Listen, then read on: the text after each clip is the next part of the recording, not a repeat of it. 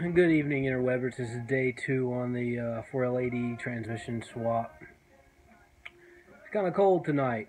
Definitely smashed fingers hurt a lot more than normal, but that's just a part of it. Alright, so let's see what we got done tonight. Alright, let's get under this truck. Alright, let's see here. Okay, so the bolts, there they are. I got both the bolts off the cross member. The transmission lines are disconnected, and dangling. It was actually a little bit harder than expected.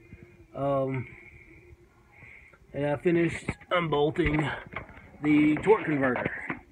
So that actually wasn't too bad. But the next step, so I can get back into the camera. The next step, I'm going to need to jack the transmission up, and I'm probably going to try to jack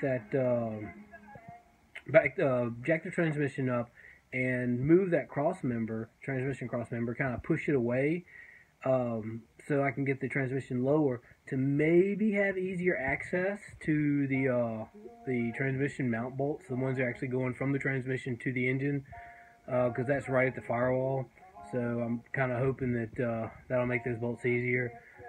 I really don't know. It's really tight against the firewall. I'm not quite sure how that's going to work, but I'm just going to find out.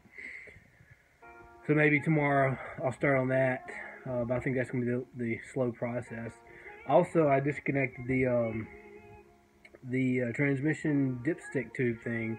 As you guys know from the previous videos, that wasn't in there. That Will actually had it zip tied to a little piece of metal, a little extension that actually went to the bolt, because I couldn't move couldn't push the transmission dipstick tube, whatever that thing that's called, as far as it needed to go, because it's pushed up so close to the firewall, which is obviously going to cause me lots of problems, but we'll find out. At least that's disconnected. I'm not actually haven't popped the dipstick tube out. I think when I lower the transmission, I'm going to have easy access to it. I don't have to pop it out. And when I put the new transmission in, it's going to be critical, from what I'm looking at, that I put that dipstick tube in when the transmission's on the ground but close to the firewall before I actually connect it to the engine.